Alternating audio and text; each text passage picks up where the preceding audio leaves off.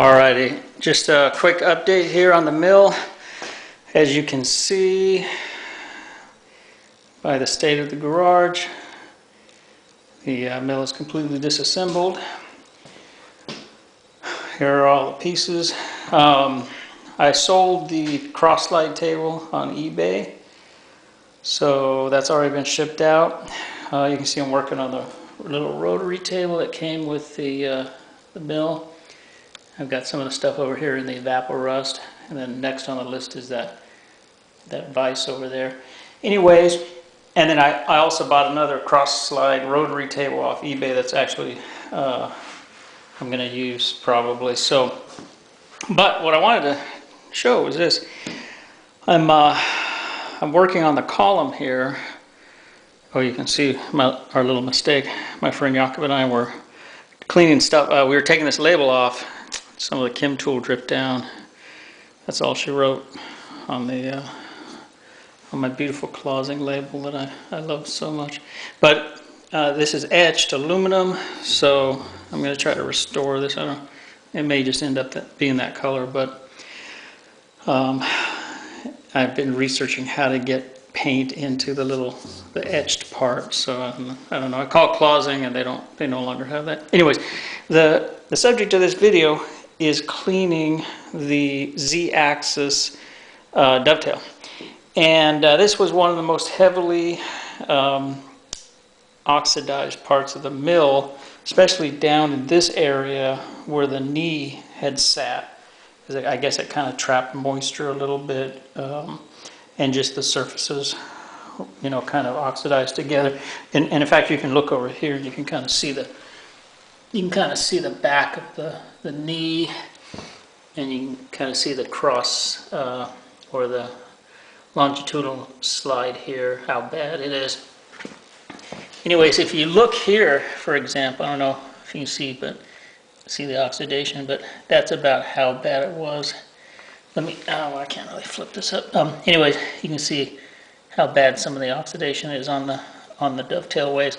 But I don't know if I can. Well, anyways, so I was working on this, and having some luck using different things. I tried WD-40, tried Bonami, which is a nice organic kind of cleaner. Tried some Blue Magic metal polish, which is good stuff. I tried a sanding block over there. Well, it's a sponge one. And then these little green pads. Tried Kim tool. Tried Goo Gone. You name it. And I tried it. Anyways, finally got frustrated. Went on the internet, looked up a way to get rust stains out of metal. And believe it or not, I came up with I found a method on the internet, and I tried it, and it's unbelievable. And what it is a lemon and some salt. And then I use one of these little green scouring pads too. And what it is the acidity of the lemon gets into the fibers of or the grain of the metal. And they say to leave it overnight, but I've just been kind of squeezing the lemon on as I go. And you can kind of see it's dried on here. But I'm really amazed at what a job this does. I'm going to have to come back out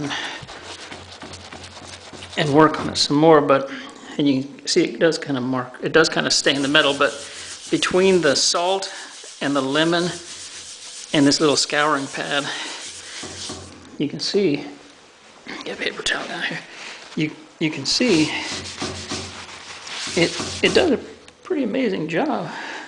I mean, obviously that's not finished, and there's a little bit of uneven coloring because I've left the lemon juice on here a little bit, but I'm going to start back up here in a minute.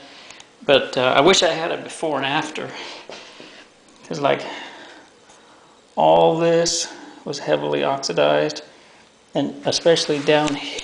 Oops, sorry, doing this one hand. Especially down here, you can kind of still see the faint remnants of it. But I mean, that was black. And over here, you can kind of I mean, this was horrible. This is, I mean, it's still stained. I'm going to have to work on that a little bit more. But, I mean, it's just really amazing how well the little lemon trick works. I don't know if you can kind of see here. But, I mean, it's not perfect, but once you get going and scrubbing with a combination of the lemon and this little green scouring pad, it really does get into the metal and clean it better than anything else. So I just wanted to share that tip. As far as changing the tolerances, I don't believe the green scouring pad is going to do too much of that. I don't think the lemon and the salt is either. I mean, I'm having a heck of a time just getting surface discoloration off the metal, so I don't think I'm really digging into it very much. Even with a little bit of mild emery cloth, it doesn't seem to be too bad. And as I may have mentioned in some of the other videos, ultimately I'm going to hand scrape these ways and these dovetails.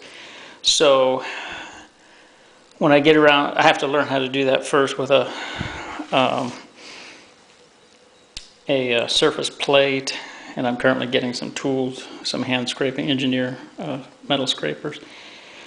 And once I get proficient at doing that, then I'm going to come back and disassemble the mill and hand scrape these different surfaces to ensure that they're flat, and maybe frost them, so that will account for any kind of mild tolerance changes. But you know, you're probably talking like 1 or 2 tenths as far as maybe some of the little areas. But I think once I do the hand scraping, it'll pull everything back to a real nice surface. I'm expecting it to be flatter than when it left the factory after the hand scraping. So, because on these you can see they just grind them, and you can still see the machining marks. So I don't know the exact tolerances, but I would be surprised if they hand lapped these dovetails or anything like that, which is all stuff that I'm going to do when I get into a little further restoration on the mill.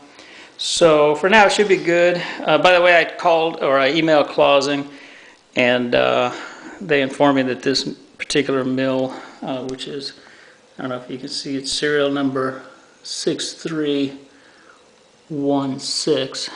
So should I meet with some sort of untimely fate and my girlfriend or daughter sells this mill for $250 at a garage sale, and you end up buying it, I want you to see the loving care that went into this mill and the thousands of man hours that I'm putting into it. Anyhow, the lemon trick works real well, so if you get any stained cast iron, give that a shot. They say to leave it overnight, but I'm just kind of squeezing it on and putting some salt on, just putting some salt on the lemon here and then rubbing it as I go. And so, but it's working really fantastic. So I'm very pleased with how the dovetail is cleaning up here compared to how it was when the mill hook came home. So that's the latest, and I'll continue my work here. Probably next update's not going to be for a few days at least, because I've got a lot of cleaning to do, but I'll continue to post on YouTube for those who are interested. Okay, thanks for watching. If you have any questions or comments, feel free to post them in the comment section below. Thanks.